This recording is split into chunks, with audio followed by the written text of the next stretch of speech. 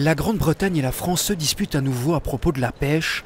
Dans le cadre de l'accord commercial du Brexit, l'Union européenne et le Royaume-Uni ont convenu d'accorder des licences aux bateaux à condition de prouver qu'ils ont pêché dans leurs eaux respectives pendant plusieurs années. Mais des désaccords sont survenus à propos de la quantité des justificatifs nécessaires. Le Royaume-Uni a ainsi refusé de délivrer des licences de pêche aux navires français dans les îles anglo-normandes, ce qui a provoqué la colère du gouvernement. A noter que la pêche ne représente que 0,1% de l'économie britannique et 0,06% de l'économie française. Alors, à quoi rime cette tension ?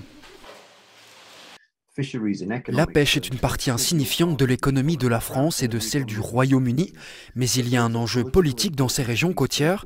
Le président Macron a bien sûr des élections à prévoir l'année prochaine, et je pense que Boris Johnson, lui, a toujours eu à cœur de faire appel à des communautés qui se sont senties négligées pendant de nombreuses années par la politique britannique.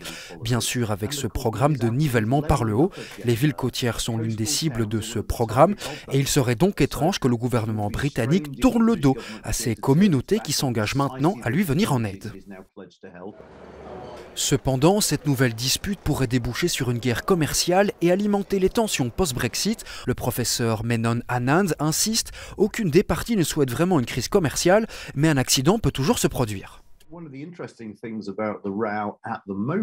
L'un des aspects intéressants de ce conflit est qu'il a été géré bilatéralement entre le Royaume-Uni et la France, et non par le biais du mécanisme de l'accord de commerce et de coopération signé entre l'Union européenne et la Grande-Bretagne.